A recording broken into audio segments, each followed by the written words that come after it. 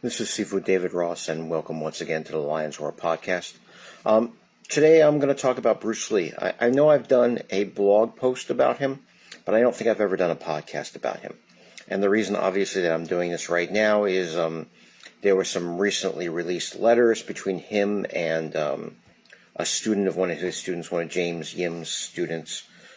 You can Google this. I'm sure if you put Bruce Lee Baker letters, you will find this. So this just came out. It's being auctioned by Baker's daughter. You know, she needed some money. She put these letters up.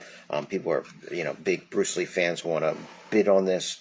And, it's once again, without getting into specifics, and I don't want to get into specifics, you can Google it and read it for yourself. It brings to light some more negative aspects about Bruce Lee. And I'm going to try to do a nuanced approach to this. In other words, this is not to bash Bruce Lee. It's not to focus just on the negative. In fact, it's not so much about Bruce Lee as much as about how the martial arts community has embraced him and continues to embrace him, and why they have these false ideas about him. So, first things first. I have stated numerous times before, myself, like many people in my generation, I saw a Bruce Lee movie and that got me interested in martial arts and got me started. And people say that, and they say that as if that one fact means that there is no more discussion about Bruce Lee, his legacy, his significance, and his meaning within the martial arts. You can get started for the totally wrong reason. You get started for some random reason. You get started for any reason. Yes, he got a lot of people started in martial arts. He is also probably one of the biggest sources of misinformation about martial arts, particularly Chinese martial arts, that you can find. And again, we're not going to so much focus on him as much as the legacy and its impact upon contemporary martial arts. So, let's start with something very simple. Despite all the discussion about Bruce Lee in the martial arts, it is abundantly clear from people that knew him and from looking at his life that his primary interest was in being an entertainer, being an actor.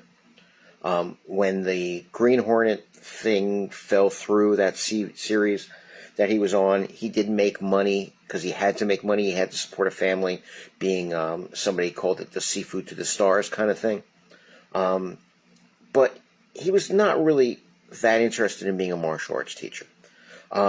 There was some talk about when he first came here, he was going to open a bunch of studios and franchise them out. But again, I think that was just more for money, the way he was talking about it, because he wanted to do like a franchise kind of thing. And he talked about, trying to use the Green Hornet thing, but I don't think he had the intellectual rights to it. But I don't think that was his primary interest. He trained some people, good friends, close friends, but he wasn't really a martial arts teacher. Remember that most of his life he spent trying to be a star, trying to be a film actor, and there's nothing wrong with that.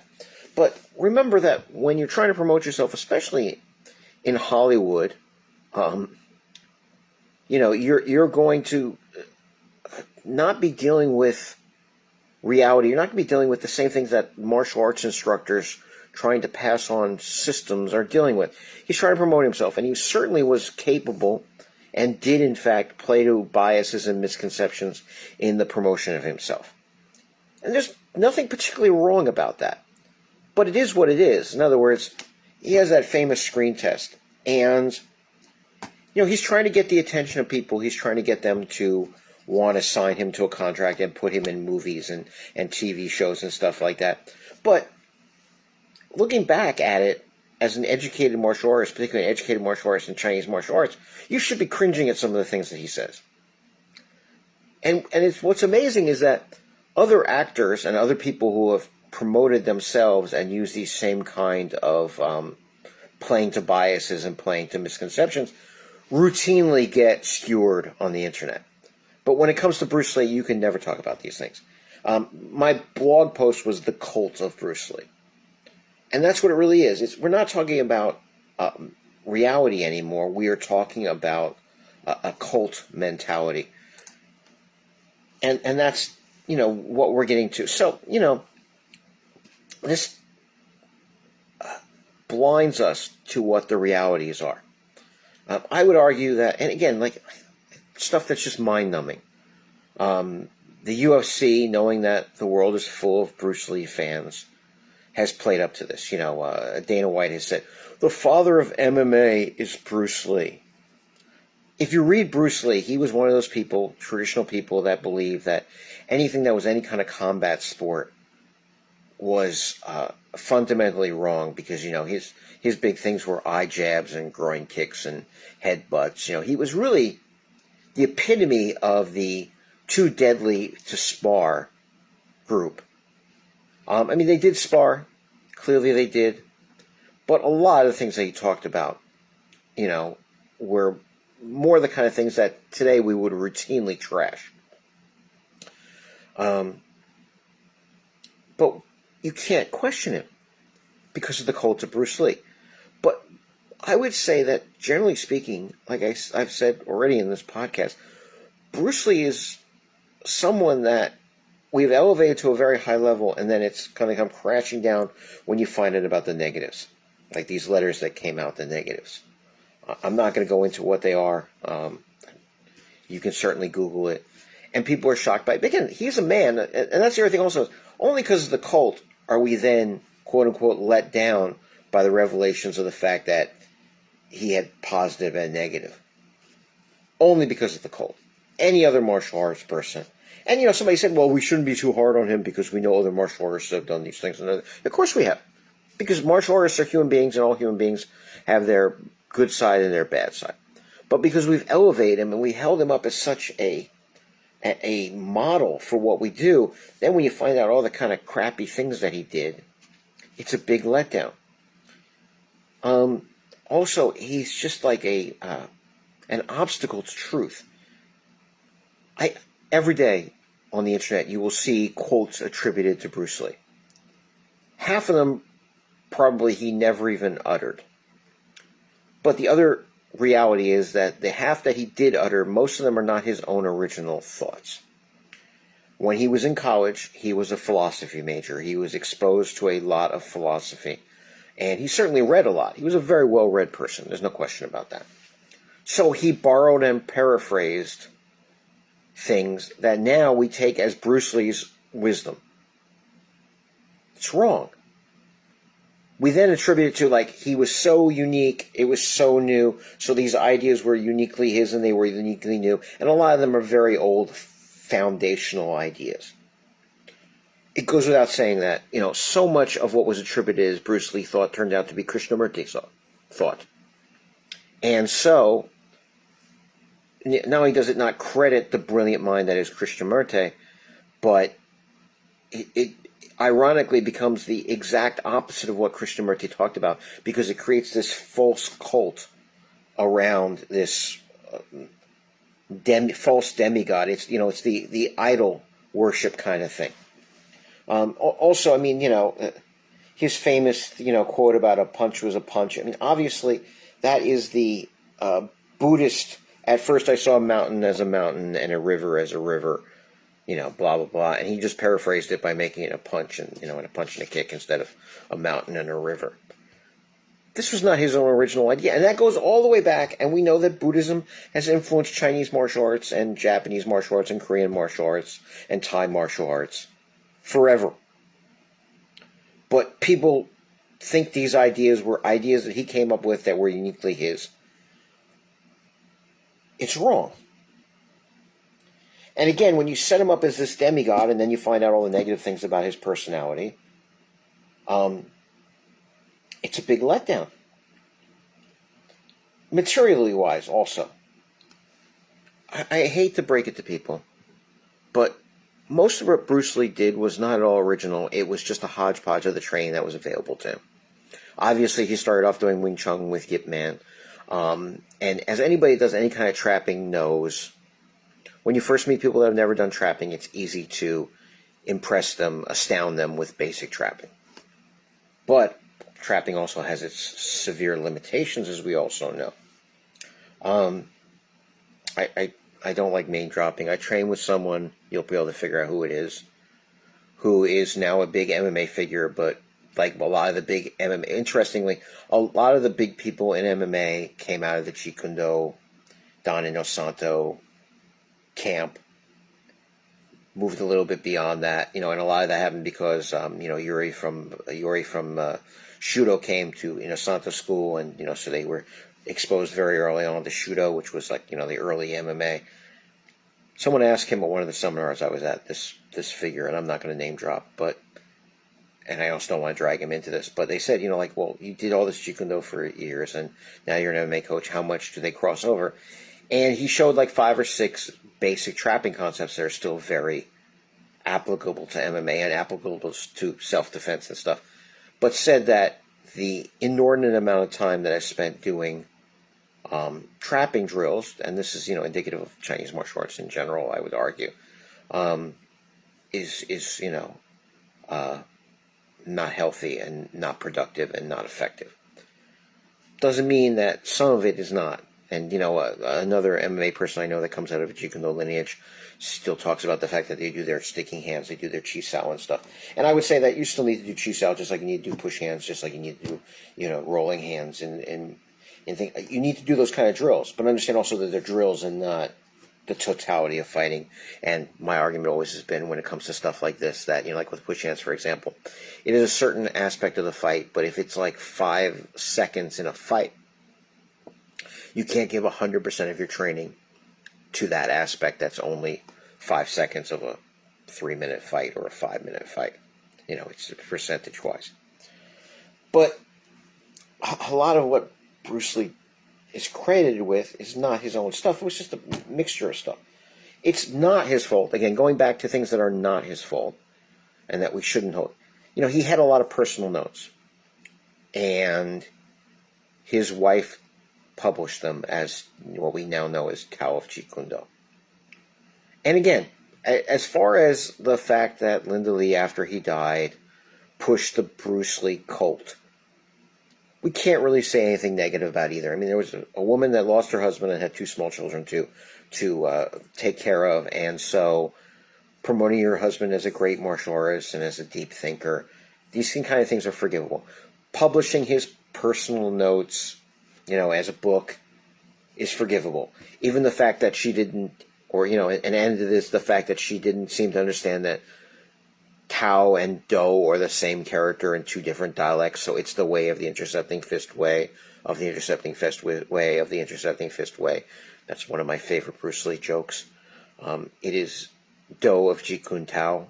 It's Tao of Jeet Kune Do. It's Do of Jeet Kune Do. It's Tao of Jeet Kune Tao. It's the same character. It's a stupid name for a book, but they didn't know any better. That's all forgivable.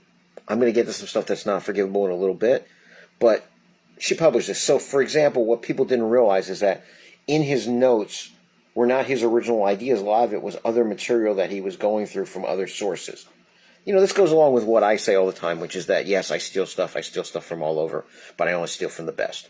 So, it's not surprising, and there's absolutely nothing wrong in my book with the fact that he was looking at material from other things. And obviously, since those were in his personal notes, they got published. They weren't annotated correctly. And later on, through lawsuits, 2 fencers are now credited in the notes of Tao Jeet Kune Do, because it's their passages, their thoughts in that book. They're not Bruce Lee's. He just copied them. But I've also pointed out that, in the continuation of the Bruce Lee cult, there are still things in there that are not properly credited. There is clearly stuff that was copied from a book on Savate. There is clearly stuff from a judo book. And there is clearly stuff from Jean LaBelle's grappling book. LaBelle knew Bruce Lee, and knowing LaBelle a little bit, I don't think he cared. So even though he spots it in there, he probably didn't make a big deal out of it. The judo book might be old and out of print, and the people that wrote it might be dead. The Savate book might be some obscure Savate book, but there's no question that there's material in there that he had in his personal library, because he's had a very extensive library, and that he put in there and not get credited. But yet people, all uneducated people, and this is the kind of thing that I'm sort of carrying on about, hold this up as original technique and original thought, and it's not. And that's the problem, because it gives us everybody like a false sense. If you understand that Savate people were doing Savate like before World War I, it gives you a different view of martial arts than thinking that Bruce Lee created, boxing with kicks, kickboxing. It gives you the wrong idea. If you don't understand that all Chinese martial arts people were cross-training, Bruce Lee was the first person to cross-train. No, he wasn't at all. It gives you the false sense of thing. If you think that his observations on truth are his own, and you forget about this, Krishnamurti, well, then you're getting a false sense of things. If you think that he was the father of MMA and you don't understand that he was very limited in his outlook, he still thought, like, I'm going to gouge people's eyes and headbutt them, kick them in the nuts, kick them in the groin, and this is going to make me, the perfect self-defense. This is the kind of thinking that we laugh at now. And the proof is in the pudding, and I'm just going to say it now. There's two kinds of Jeet Kune Do people, or maybe three kinds. I don't know, because for a long time there was the original Jeet Kune Do, and there was the Jeet Kune Do Concepts group. I don't know if you know about this. I don't even know if this argument is still going on, but it was the people that the original Jeet Kune Do people did everything that Bruce Lee did exactly like he did it, and that becomes the stagnant pool of water. That's the what I call the outhouse mentality, which is our great-grandfather had an outhouse, so rather than us having running water, we should have an outhouse. And the Jeet Kune Do Concepts people were people that took his ideas, supposedly, but applied it to, expanding their technique and doing cross-training and stuff. And then I guess maybe the third group would be like people like I was talking about earlier, who came out of the Jeet Kune Do group, and because they had that open mind, really dropped a lot of the things that are associated with Jeet Kune Do and became MMA people. And in all the Jeet Kune Do groups, there is a lot of cultism, a lot of, ironically, exactly the kind of stuff that even Bruce Lee, when he was alive, spoke out against. Ranks, titles, organizations, weekend seminars to get a certificate, these kind of things. You see, just, and again, it's not alone. I'm always amazed at the Yichuan guys, whose teacher was, makes me look like a sweetheart and an apologist for traditional. Really, read what some of the statements that Wong made. And yet, he's got people doing Yichuan that are also doing the no-touch chi nonsense. It's not peculiar to Jeet Kune Do, but it's certainly, there are wonderful examples of it, which is, not having absorbed the teacher's message and in fact being the epitome of the opposite of what the teacher preached. Jeet Kune Do is really mired down in this kind of stuff. Also, there is really a disconnect between Bruce Lee's actual skill and the cult of Bruce Lee. This is where, when you do this, people go nuts, and I get criticized for saying this. But, for example one, there is a video of him hitting his heavy bag in his backyard. If anybody else had put up that video and looked like that, the internet would have gone nuts criticizing. You know how it is. Like, I put up a video of Dan Gable, and people were like, I don't know if that guy knows what he's doing. I put up John Smith doing a single called the John Smith single, and people on the internet were like, I don't think the guy knows what he's doing. I recently put up the fact that I put up some drills, and one guy was like, you don't know what you're doing, bro. And then, he doesn't even train. And then a guy that was like a European K1 fighter was like, that's good stuff. Because, again, they're basically Holland drills. I do a lot of like Holland kind of glove drills and stuff like that with my people. I found it very productive. That's the internet. Anybody other than Bruce Lee had put this hands down, wild swinging, pulling back, loopy hooking, no combination stuff would be skewered. But it's held up in Bruce Lee as this great high level of skill. If you hold that up as your high level of skill, and if you, I don't know, I think like it I know retarded is not a politically correct term, but it does have a real definition, meaning that, it impedes your progress. It retards your critical analysis. So I'm not talking about calling someone retarded, which is not politically correct. I'm talking about if you embrace these false gods, you're retarding your ability to analyze truth. And when you hold up that as an example of good technique, you are retarding your analysis of truth. Also, holding up Bruce Lee as a fighter. This is another very controversial one. Bruce Lee fought in the equivalent of a Golden Gloves tournament in amateur boxing in Hong Kong. We don't know much about it. I don't know if there's any footage of it that I've ever seen. I believe if it existed, it would be out there already. But I've also pointed out that, like if you win the Golden Gloves in New York or Detroit or Chicago or Los Angeles, that means a lot. There are other places where if you win the Golden Gloves, it doesn't quite mean as much because, they're not like boxing meccas. Hong Kong is not really a boxing mecca.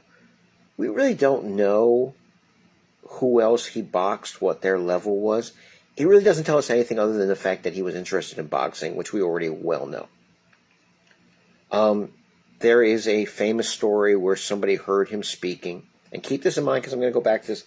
He was very controversial when he spoke. A lot of people took exceptions to the way he presented himself, and somebody said they were a karate person and challenged him to a fight, and supposedly Bruce Lee beat the guy up.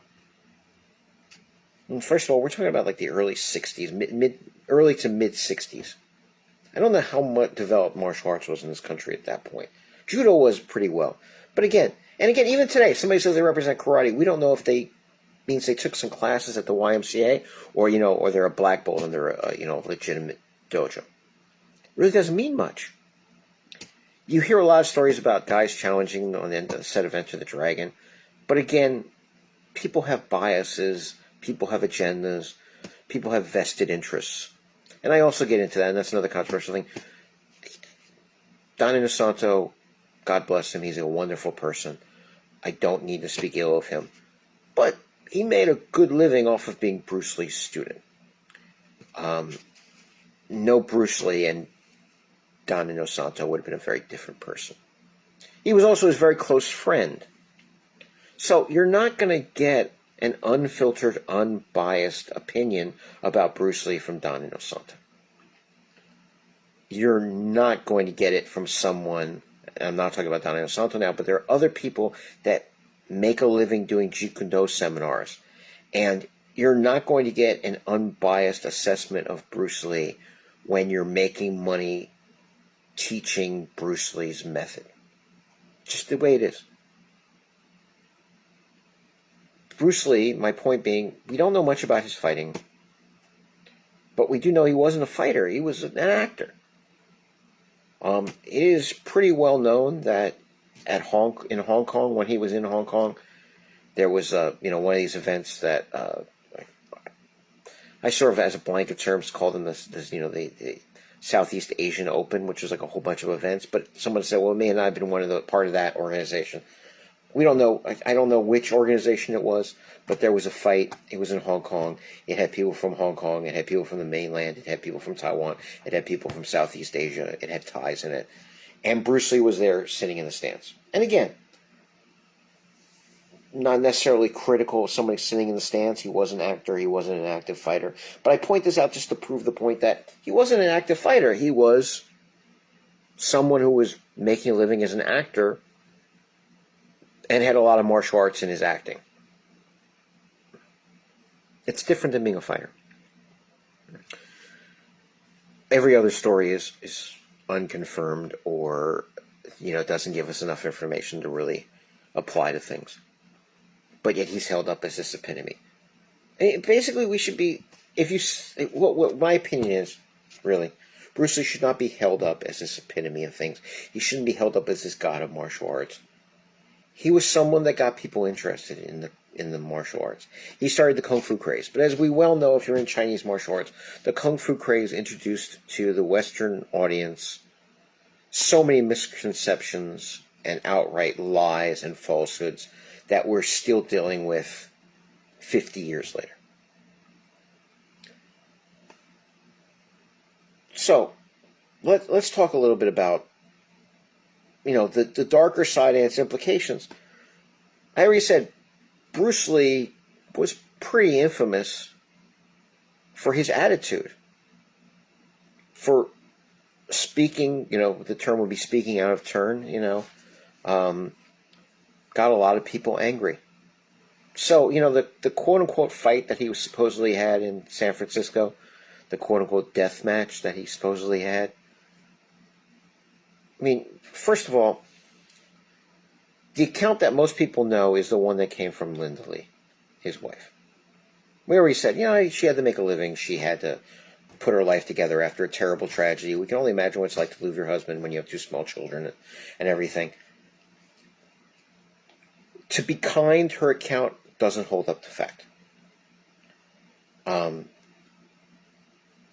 First of all, the person that he fought was a waiter and was seen the next day. She says, it was this bloody, bloody match, and Bruce Lee won by beating the guy into submission. And the next day, the guy was in public and people saw him. Again, not people that were at the fight, but people saw him the next day. And again, if you were put on the ground and punched in the head a couple hundred times, you would have some evidence of it. They say he didn't have a scratch. We also have Bruce Lee himself, who said that after that fight really changed everything about it. That's supposed to be the birth of Jeet Kune Do. In other words, he gave up traditional and he was going to do something different. He didn't like his conditioning. He didn't like the fact that the Wing Chun didn't allow him to close the distance. This is his own words. If it was... These kind of epiphany moments don't come from great victories. They come from poor performances. When I train fighters, one of the things I always say, and I said this actually in the last podcast, I think, certainly hinted at it, is that you learn more from a loss than you ever learn from a win. And in fact, sometimes wins give you a false view. I was telling a story about the fighter who was undefeated, and wanting his title shot and everything. And I said, well, until I see you have a bad fight, I don't really know much about, you haven't really grown enough to be a professional. People have epiphanies after they've had bad performances, after they've lost a fight, not when they win a fight. The fact that he went about changing so many things gives you an indication that the fight did not go so well. So, let's look at Linda Lee again. The fact that she sold books based on his notes, the fact that she spoke, again, she's his wife, she's going to speak well of him, she's trying to make but let's look at her character a little bit and why we have the cult of Bruce Lee. And I guess what I'm arguing is that Linda Lee has a lot to do with it, and more, she doesn't come out looking very good. What did she say about this fight? Well, the reality is, and most people that were in San Francisco in the Chinese martial arts at the time said that Bruce Lee spoke in public, was very offensive, got people very riled up, and then a fight was arranged because of it.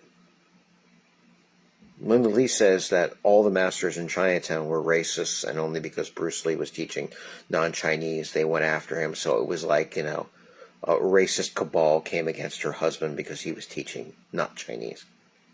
We know it's false because we know non-Chinese that were training in the Bay Area with Chinese teachers. We know that's not true. We know a lot of things. We also know that even the guy that he fought, well, like I said, he was a waiter. He didn't run a school. So if there was this big establishment coming after him, there were some pretty deadly guys in the Bay Area at that time who could have challenged him with a lot more fight experience than the person that challenged him.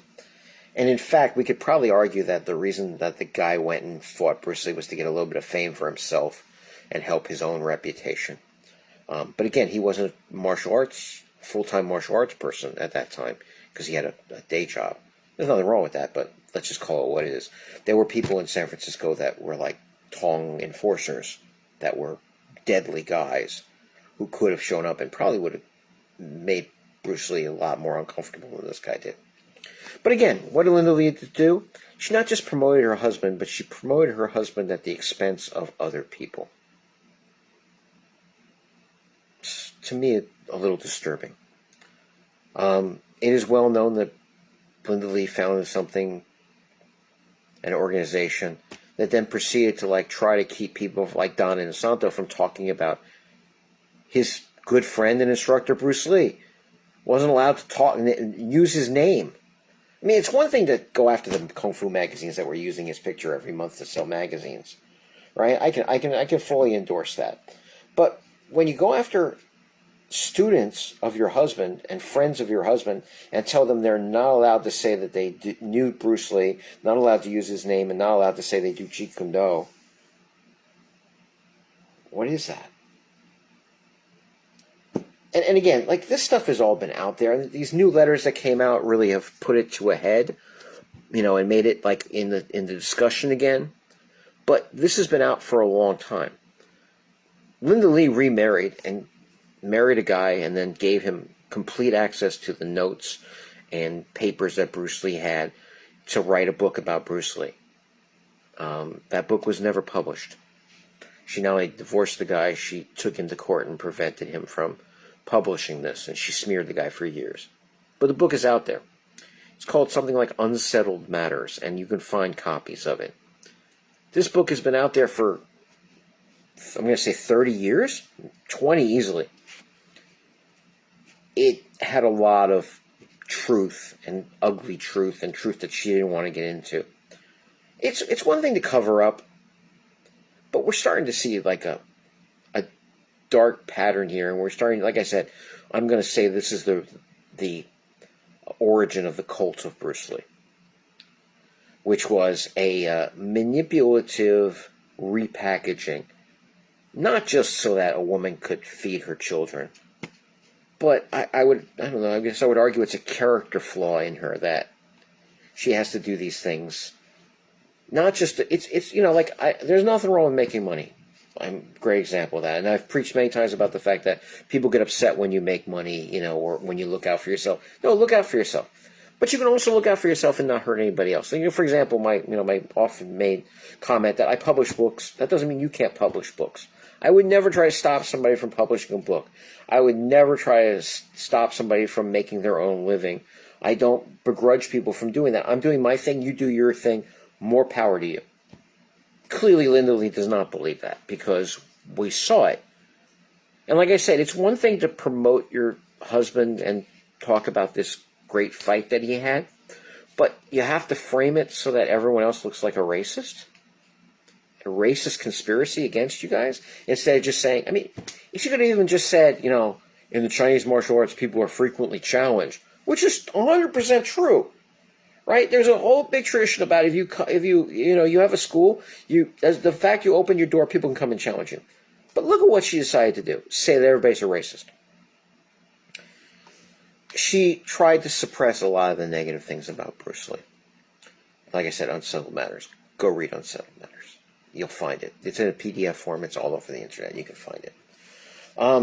But this new letters that came out, for example, to me, cemented my belief about this, and I guess is what really got me going tonight talking about this, which is, among these letters are letters by Linda to Baker.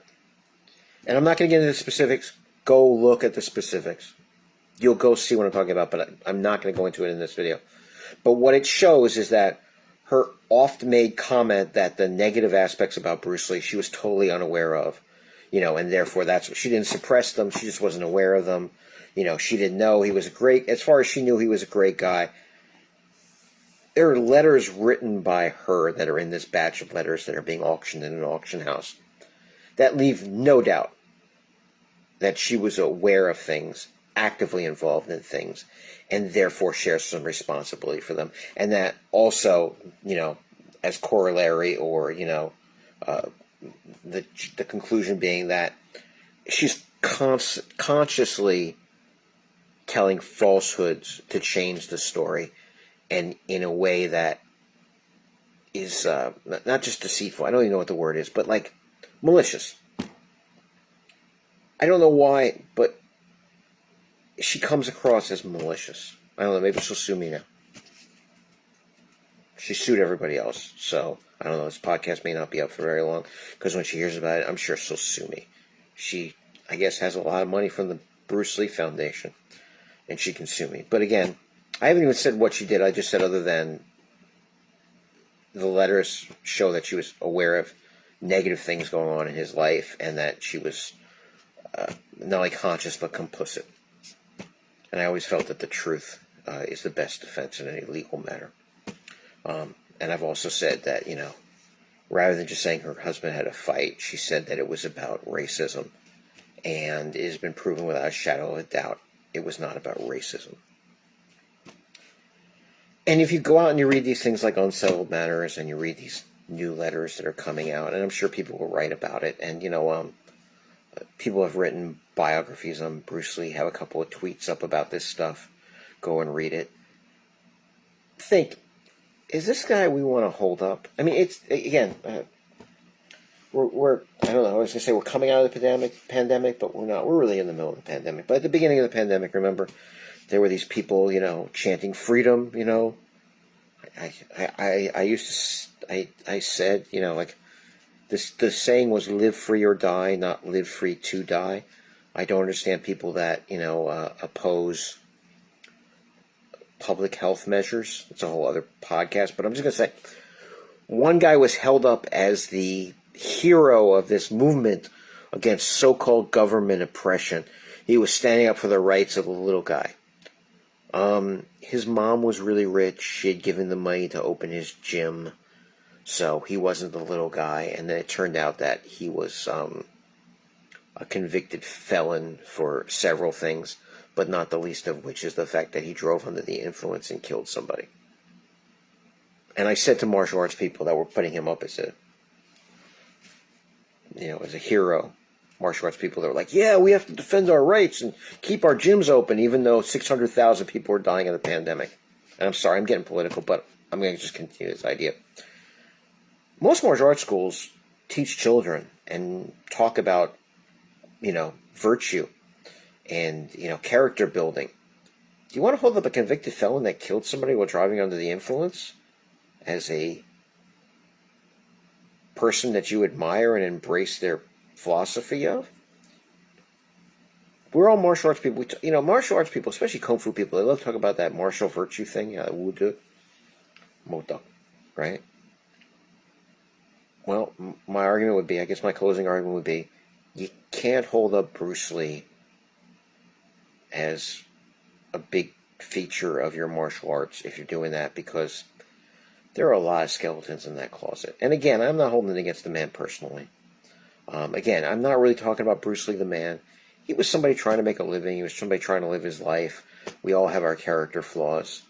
But what came afterwards, the Bruce Lee cult, the cult of Bruce Lee, the cult of personality, has had a very negative impact upon us as the martial arts community. And I think it's time to reevaluate that. As always, my name is David Ross, and thank you so much for listening to The Lion's Roar. Good night.